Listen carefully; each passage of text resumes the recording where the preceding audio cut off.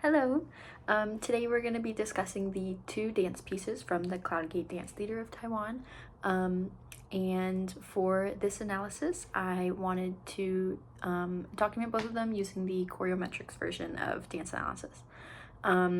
So to begin, the first dance, which was the one with the live musician, we see very clearly there's a big group of people, dancers on stage, and their movement is very slow, it's very precise, and as we move on with the piece, it starts to expand even more.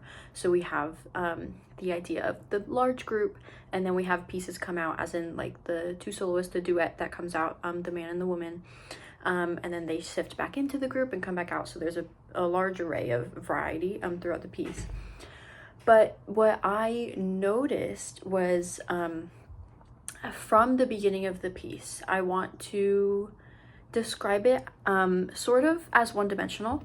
Everything is pretty linear, everything is forward facing. There's a bit of level change, but everything's very slow and precise. As it starts to move on, we start to delve into the two-dimensional kind of scene. We start to get curves in the arms, and then a little bit of curvature in the back, but everything is still very much forward facing. Once the duet comes out, the man and the woman, then we very clearly move into three-dimensional movement. The group in the back, they start to now, while their movement is pretty much the same throughout, everything's very slow. They have a bit of curvature in the arm, maybe a little bit in the back, as they're moving around. Now they're starting to shift. Now their back is towards the audience, or they're looking through their diagonal facings on stage. But once we get that duet coming up front, the three-dimensional movement that I'm noticing is there's lots of spiral. So there's lots of turns and spins. There's a moment where the male dancer uses his leg like in attitude, and he goes around about 3 times, and even then that's not super upright. He's using all of this like momentum like throughout his back and everything to get him around. There's a very distinct moment that catches my eye also when the duet, they change their level drastically to the floor, and then they roll over the shoulder with their legs in a split, and then the man holds it and the woman does it twice, and that's a very clear transition into that three-dimensional movement, because the level is changing. We're changing the place of posture, and then the spiraling and curving movement is something new. So there's a lot of use of that level change and the use of the extra curvature, if you will, more similar like modern dance styles that we see today. There's a lot of the shifting of the weight also, which is prevalent in also the big group and the duet that comes up forward. Something that I noticed, especially in the group behind, is the use of, I guess it could correlate to Taoism.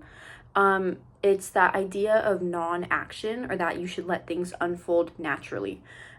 So while there's a lot of control in everyone, the movement seems as though it flows from one to the next. It seems comfortable in the body, and it seems almost, I wouldn't say ritualistic, but almost, if that makes sense, like in the body, in the mind, something healing, if you will. Another idea that follows on choreometrics is the idea of daily tasks in movement. So in the first piece as well, there was almost like a moment of martial arts movement that we saw. There was a lot of this like preparation with the arms, and then they were kicking their legs super high up, and slapping and all that sound that went with it that I saw. And then also the idea of daily tasks was prevalent in the second piece, the one with the rice throwing. That one seemed a lot more ritualistic. There were a lot of the shaking hands and a lot of the breath and so much emotion in the face.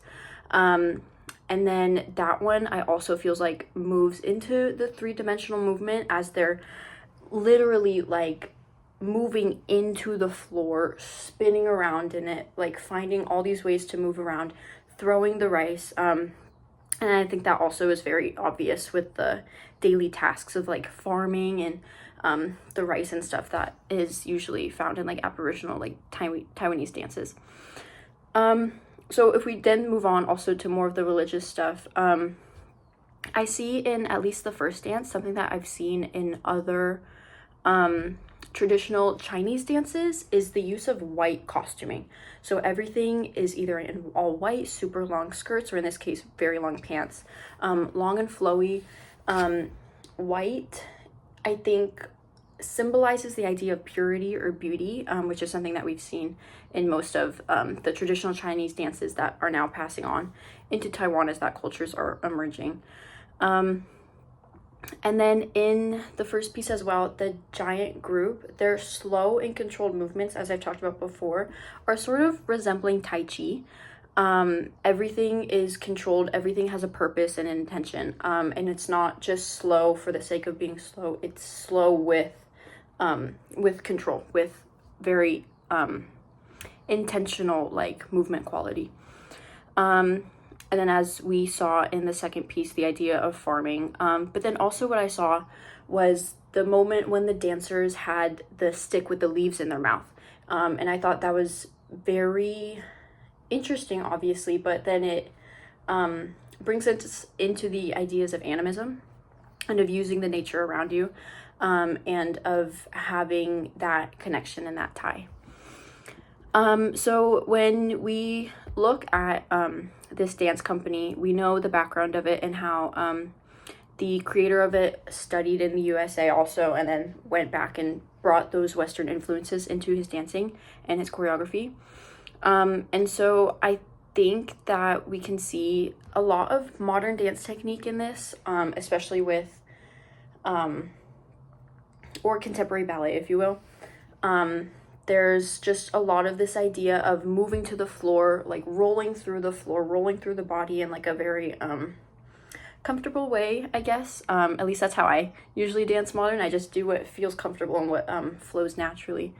And so we do then have the blend of the 2-dimensional and 3-dimensional choreometric dance styles, which is something obviously new that wasn't very much explored, I would say, at least with traditional dances. And then we see the indigenous tradition being expanded with the use of the costuming, specifically the use of costuming in that men and women are wearing the same thing.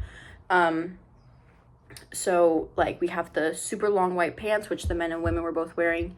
In the second piece, we have very similar clothing styles, very similar colors, similar textures, and uses and all of that. So I think that concludes how I wanted to reflect on these two dances.